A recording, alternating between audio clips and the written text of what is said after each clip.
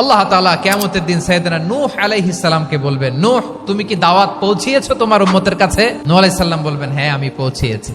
এবার নূহের উম্মতকে আল্লাহ জিজ্ঞেস করবেন, এ নূহের উম্মতেরা, তোমাদের নবী নূহ কি দাওয়াত পৌঁছিয়েছে? নূহের উম্মত বলবে, না আল্লাহ, আমাদের কাছে কোনো সতর্ককারী আসে নাই, কোনো নবী টবি আসে নাই, কোনো দাওয়াতও আমরা পাই নাই, আপনারাও চিনি নাই, জান্নাতও চিনি নাই, জাহান্নামও চিনি নাই। নূহ আলাইহিস সালাম বিপদে পড়ে যাবেন। তখন আল্লাহ বলবেন, নূহ তুমি বললা পৌঁছিয়েছো, তোমার উম্মত বলে কিছু পায় নাই। নূহ তোমার কি কোনো সাক্ষী আছে? নূহ আলাইহিস সালাম বলবেন, আছে। কে? উম্মতে মুহাম্মাদী। তখন আমরা বলবো, আল্লাহর নবী নূহ আলাইহিস সালাম তিনি আপনি যা যা বলেছেন ঠিক তা তার উম্মতের কাছে পৌঁছে দিয়েছে।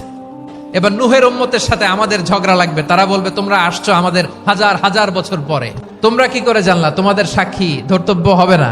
আমরা বলবো, আমাদের কোরআনে তোমাদের নবীর কথা আল্লাহ আমাদেরকে জানিয়েছেন, দিন রাত এক করে তোমাদের কাছে তিনি দাওয়াত পৌঁছেছেন। তোমরা কানের মধ্যে হাত দিয়ে রাখতা, চেহারাটা কাপড় দিয়ে ঢেকে রাখতা, আল্লাহর নবী নূহকে পিটিয়ে ছালা দিয়ে পেঁচিয়ে তোমরা পাহাড়ে রেখে আসতা, সব আমরা জানি।